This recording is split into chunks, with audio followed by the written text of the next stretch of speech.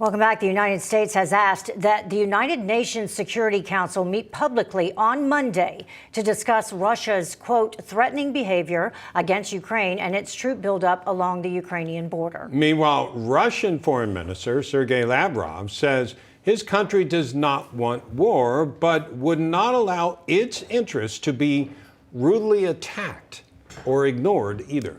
Well, joining us now to discuss is former U.S. Special Rep for Ukraine, Ambassador Kurt Volker. Thank you very much for joining us. I want to begin with some discrepancies on this phone call that transpired between President Biden and President of Ukraine, Zelensky.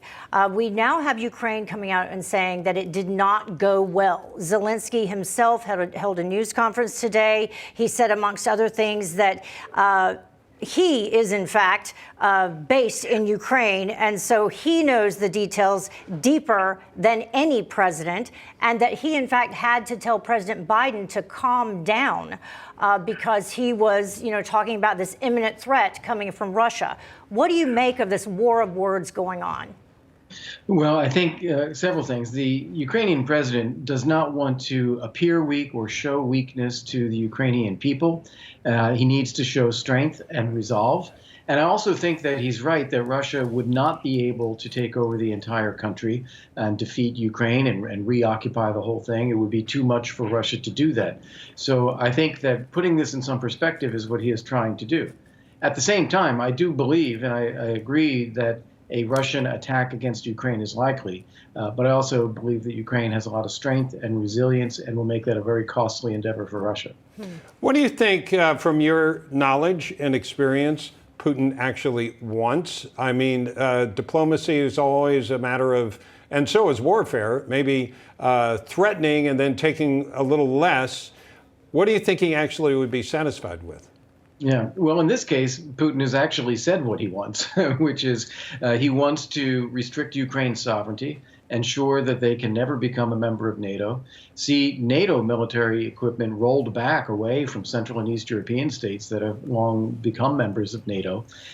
He also has seized Crimea already illegally from Ukraine, and he would like to connect that territory of Crimea directly to the Russian mainland by land.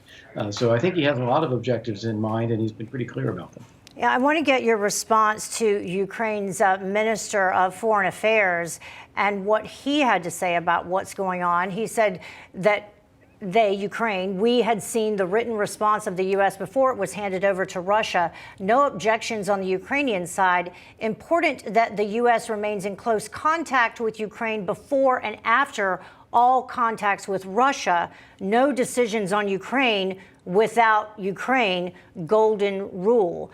So do you think they feel that there's discussions going on with Russia that they're not a part of? They are very concerned about that. And I think it's good that the Biden administration did coordinate their response to Russia with Ukraine first.